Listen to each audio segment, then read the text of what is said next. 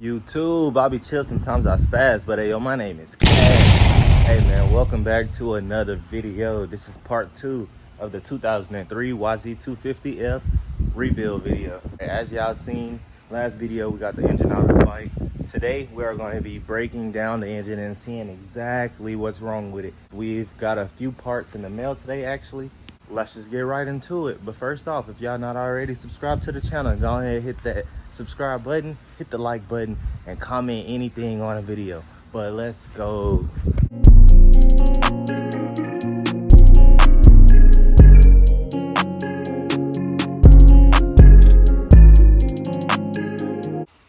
All right, so first I'm gonna go ahead, bust open these two bolts at the top. Now let's get them out. All right, we got the bolts off. We're just gonna give it a little pry here. Get that a little separated.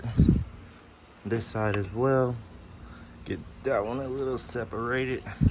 And we can work it with our hands from here. Oh, bingo. Okay. So this is the top end. Everything looks pretty good, honestly. This is underneath the valve cover. Everything looks pretty good. Chain is still tight. Okay. So next I'm gonna move on to cracking open this timing bolt right here.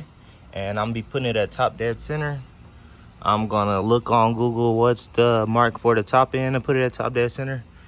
And then after that we'll move on to loosening the chain and then we'll get this top piece off. But for now, I'm gonna put it at top dead center, mess with timing a little bit. So let me grab this off and we can move on from there. All right guys, so we're gonna take our 17 mil 6-point socket and put it in that bolt right there. And we're gonna crank clockwise until this E here stands for exhaust side. We want that E on this side lined up with that dot. And we want that I with that dot lined up on the right side. So here we go right here. We're gonna rotate the engine clockwise.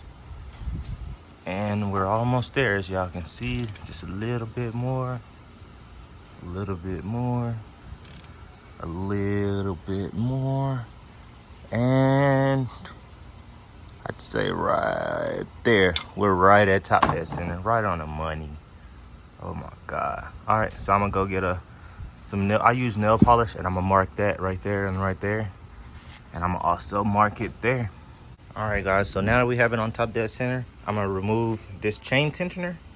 I'm gonna just remove it completely so I won't have to adjust it. So I'm gonna take it off from these two nuts instead of this one.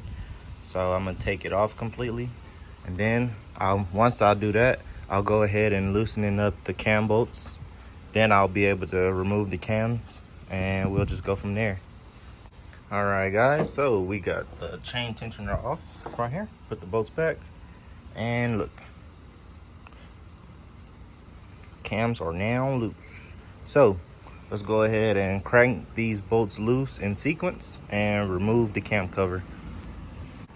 All right guys, so I got my little nail polish here and I'm gonna mark right just where that dot is, right with the chain, just like that. So I can remember exactly where it went. The other side should be fine, but I'm gonna do it on this side as well. I'm gonna get it right about here, because I want those two to line back up once I'm putting it back together. All right, seem to be good. Now let's just continue on. All right guys, I got the two cams to the side. I went ahead and put the screws back that clamp the cams down. And now next, we are going to bust loose the head bolts, basically. 2, and we got the 3rd one and the 4th one. So let's just get right to it. All right guys, sorry if it's a little windy, but we finally got the cylinder head separated from the bottom end. And yes, indeed, there's definitely a blown head gasket. It typically, you know, you would want to use a metal gasket, but they use, well, I guess from factory they use this, I don't know, from factory they use a very bad gasket, and we're going to be replacing it with a steel one. But yeah, man, if you can tell, it blew from out this side. Basically it's the same on the bottom of it as well. Yeah, see, you can tell where there's some residue of the gasket there, but not on there. It just completely dissolved over there. It's that cardboard gasket, but we're gonna be replacing it with a steel gasket. And look, I mean, the cylinder head looks great. Look at those cross hatches, man. And I know that makes some great spark. So it looks pretty good in here. I won't even be adjusting anything in here, like in this at all. I'll just be replacing the gaskets. I'll just leave it how it is. But I also will be replacing the chain guides because this one is kind of smoked, as you can see. So I'll be replacing both chain guides. What is going on, you guys? So I completely put the bike back together. I put the engine and everything, tightened everything down to specs. I did everything. And the engine is sitting back in the frame. And now I've been having issues with the bike not wanting to turn over. So initially, the first thing I checked for was gas. Okay, I was getting gas, confirmed I have gas. Now I just checked for spark. I have spark. So now I don't, I guess I gotta figure out the rest, and I'll let y'all know what I come up with. Let's just keep working on it. So yeah, like I'm saying, I have everything back on. Like the engine is fully bolted on, everything. Exhaust, the radiators. Okay, so I took the spark plug out and I connected it to the intake boot.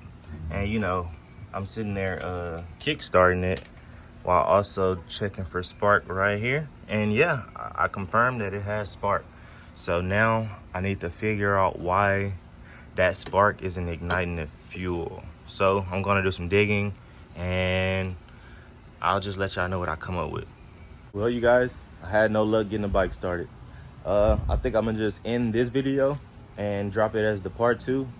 And if you guys, have any, recommendations on what you think I should check for next, drop that down below in the comments. It'll really help me out, and I appreciate it.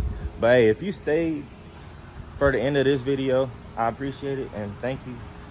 But I'll catch you in part 3. Bye. Have a beautiful time.